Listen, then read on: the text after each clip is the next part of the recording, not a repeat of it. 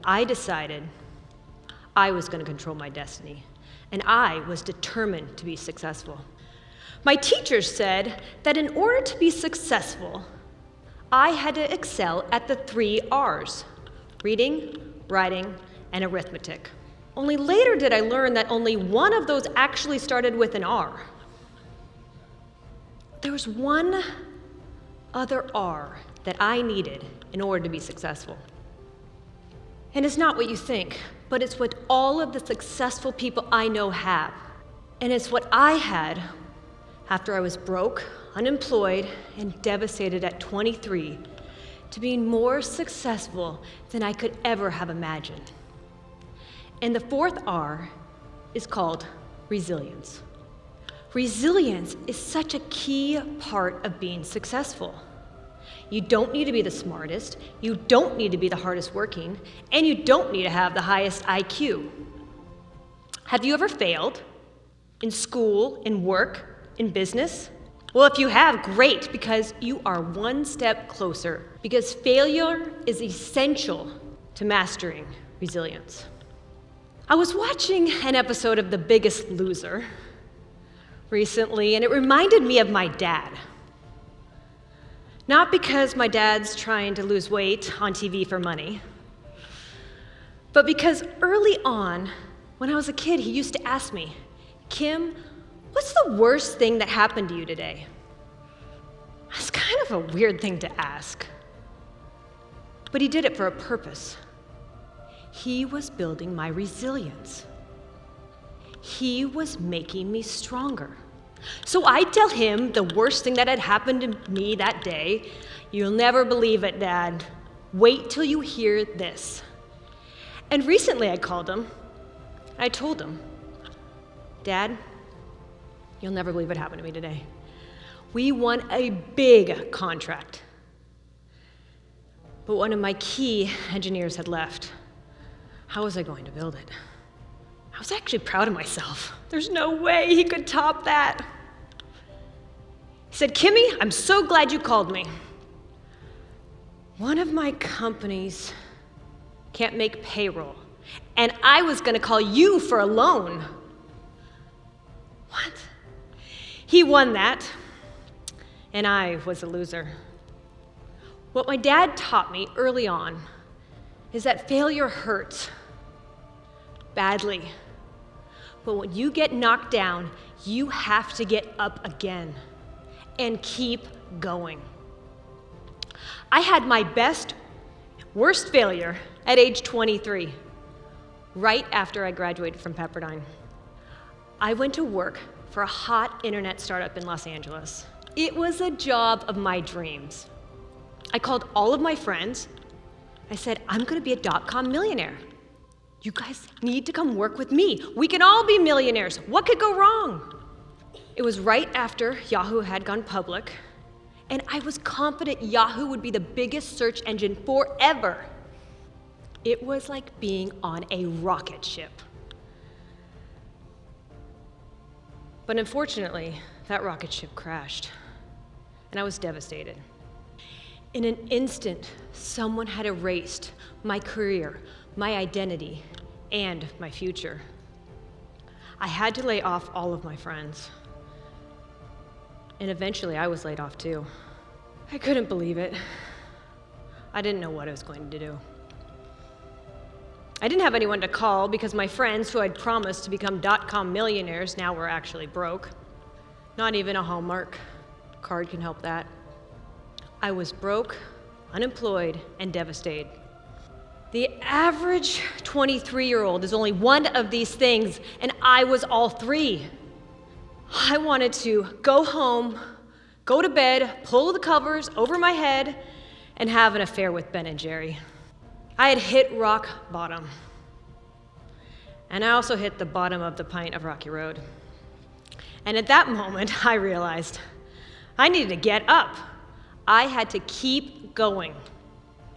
I believed in the internet, and I believed in the opportunity. There was only one problem. I was broke. My track record of bankruptcy made it hard for anyone who wanted to lend me money. The economy had crashed. So I called the one person I thought could give me more flexible terms on a loan. My 80-year-old grandma. I said, "Grandma, I've got an amazing investment opportunity for you in the internet." She said, "Kimmy, what's an internet?" I tried to explain her what the internet was, but it was a little bit hard for her to grasp. So I think it turned out well for me because she gave me the loan anyway. She made a bet on me.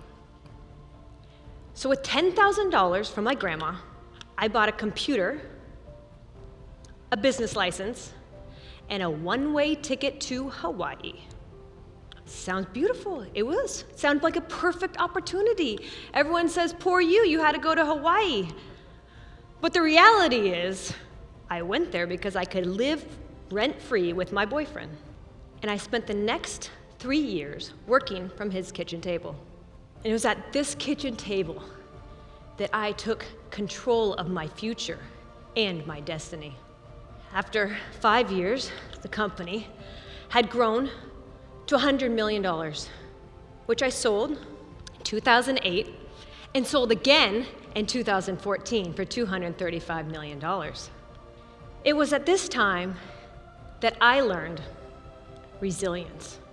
And that resilience was a muscle that you could strengthen and build. But in 2014, that muscle was about to be tested to its breaking point. This is a story I've never shared publicly until now. It just hurt too much. Having a family was a dream I wanted and a gift I wanted my entire life, but nothing worked. IVF, the doctors, we didn't know. I would have traded all of my business success to have a baby.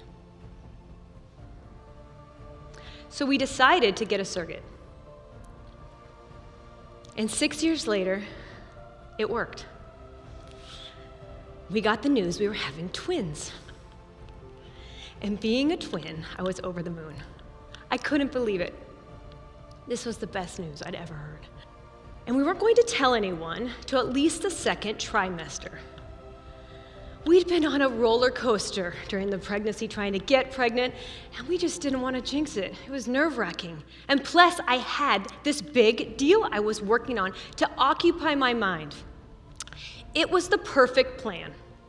I would sell the company in June, and the babies would come in August. But life never goes according to plan. I'd been training my whole life. I'd built my resilience muscle. But on May 5th, 2014, the best and worst day of my life, I got a call from the doctor. They said, "Kim, your babies have an infection, and they're going to be delivered." It was 24 weeks, 4 months early. Did you know the #1 cause of newborn death is prematurity? And that's anything under 37 weeks. We were at 24. The doctor said there was a 50-50 chance they would even survive.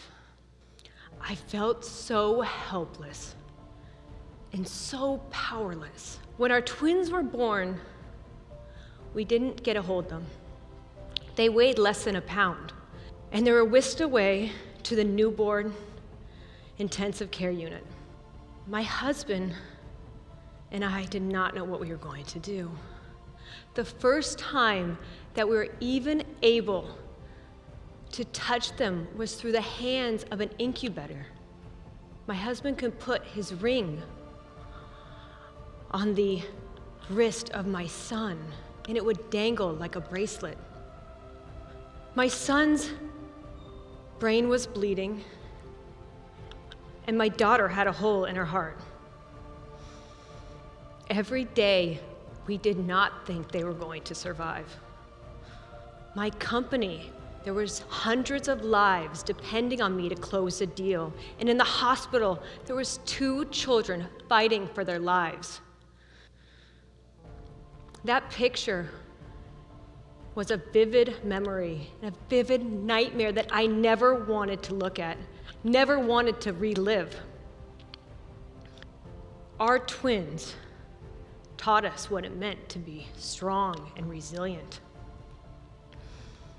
Weeks went by, and my daughter had a successful heart surgery. And my son's brain stopped bleeding before it impacted him. They showed us true strength. And day by day, they got stronger. 4.5 months later, we finally got to take them home. Before that day, if someone had asked me what success looks like, I would have said this: yes, we closed the deal, and we sold for nearly $250 million. But today, if you ask me what success looks like, it looks like this. John and Elle taught us what true resilience looks like. So if you fail, learn from it. And if you fall, get back up. And if it feels impossible, keep going. That is the secret to success.